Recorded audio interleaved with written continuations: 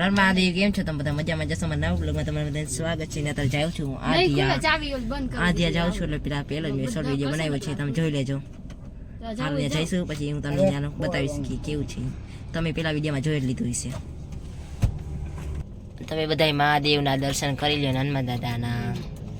ને વાગવામાં છે 6:15 ને આજે નકશો આમાંથી જોઈને જઈશું. અમે 4 વ્હીલમાં જઈશું. અમે આધિયાના પાટીએ જઈશું ને એટલે પાછા ત્યાં જઈને તમને વિઝિટ કરાવીશ. કન્ટિન્યુ બ્લોગમાં રહેજો.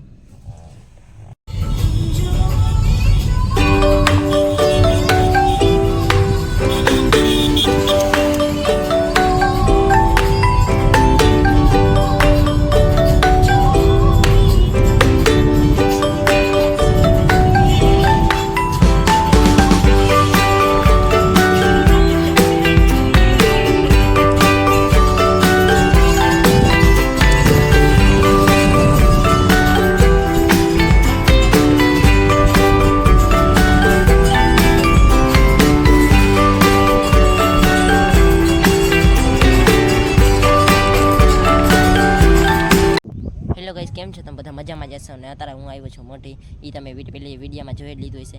પણ કેમ કે પાટીઓ તમને ન બતાવી, ત્યાં લખેલું જ હતું કે મઠે જ આવ્યા, એટલે શું કે મઠે એટલે આધિયા જ આવ્યા છે. ને હું તમને બતાવીશ કે નદી કેવડી છે. ને નદી બહુ મોટી છે ને એમાં મામાનું મકાન ને એ ઓલી સાઈડ છે.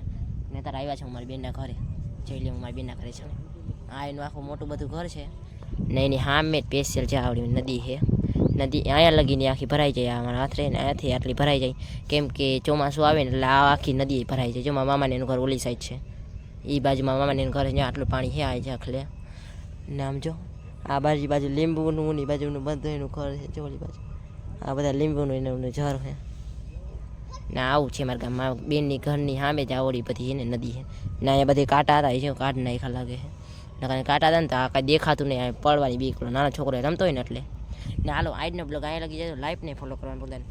ને કોમેન્ટમાં લખી દેજો મસ્ત ને મજા આવી કે ન આવી. ને તમે બધા એને તમારા બધાને ફૂલ સપોર્ટ છે ને સપોર્ટ કરો, મને હરખી રીતનો સપોર્ટ કરજો એટલે મારું આગળ હાલી જાય.